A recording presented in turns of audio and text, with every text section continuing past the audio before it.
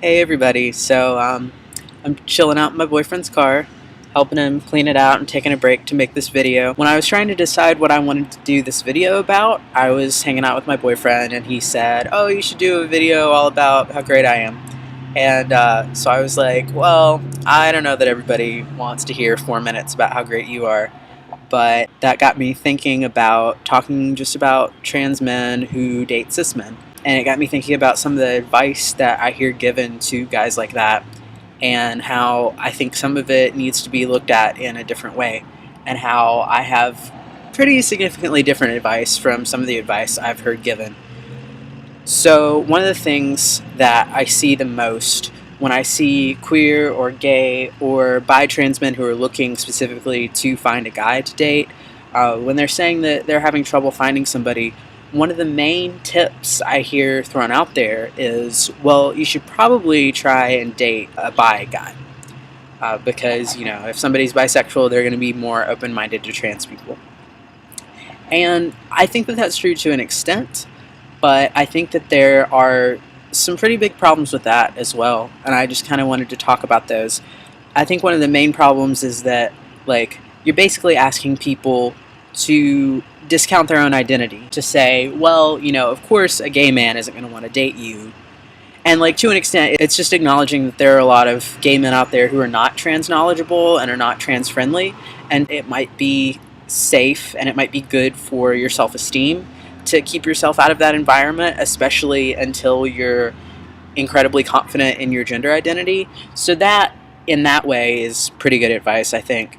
But it's almost like saying, well, it is something about you that is why you're not finding those guys, because you're trying gay guys, and how, you shouldn't be, I don't even know, that's like an unattainable goal.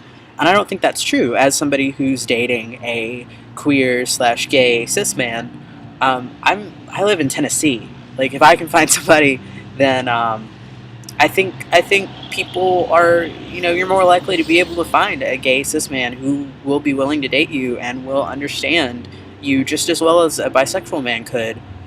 Pretty much no matter where you live. You just have to be looking for the people who are not all about, all about the body and everything. And I think that that should be true for anybody who's looking for gay men to date. Even if I were a cis man, I don't think I would be into the guys who are all about being super tan and super buff and everything. That's never been me.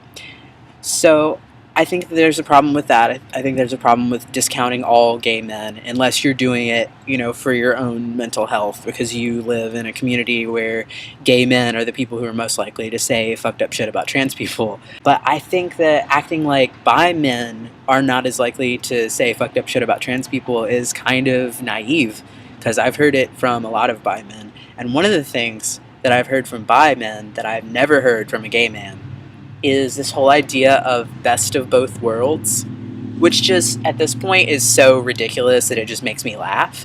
But when I was younger, it really bothered me a lot. It really made me doubt myself. It really made me doubt that I would ever find anybody who would be attracted to me in the way I wanted them to be attracted to me. Full disclosure, I posted on Craigslist quite a lot when I was younger.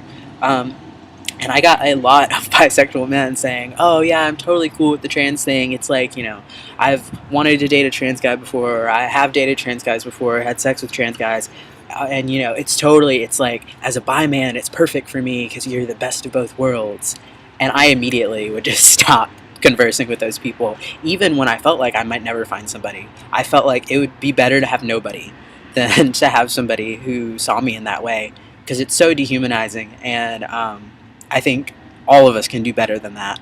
And I think that I've maybe been a little bit more lucky because I am someone who's a feminist, I'm an activist, I'm queer identified, and those are the kind of people that I'm drawn to. And my boyfriend is also queer, feminist, he's a socialist. So I think people like that, if that's the community that you're in, you are going to be a little bit more likely to find people who are trans knowledgeable. Or, in my boyfriend's case, it could very well just be because he was friends in high school with a guy who later transitioned. So I wasn't the first trans man that he knew, and it was just it wasn't like a novelty for him. And I don't know if that's his queerness or his activism or just having already known a trans person, but I think, you know, he is not attracted to women, and that's okay because I am not a woman.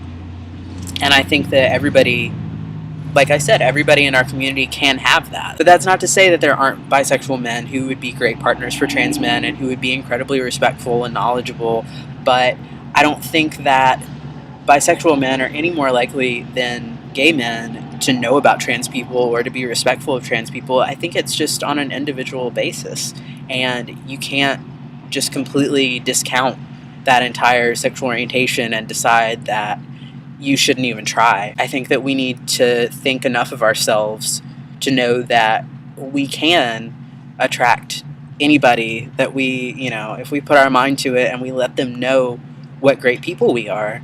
You know, you can have a boyfriend of any sexual orientation.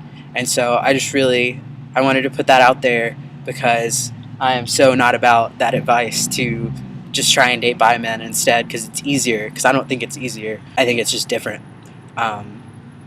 So yeah, hopefully that was interesting. I'd be really interested in what you guys think about that. So hopefully maybe a discussion will start in the comments, or send me an ask on Tumblr, or a message or a comment on my personal channel. I'll put that all down in the doobly-doo. And so yeah, I'll see you next week.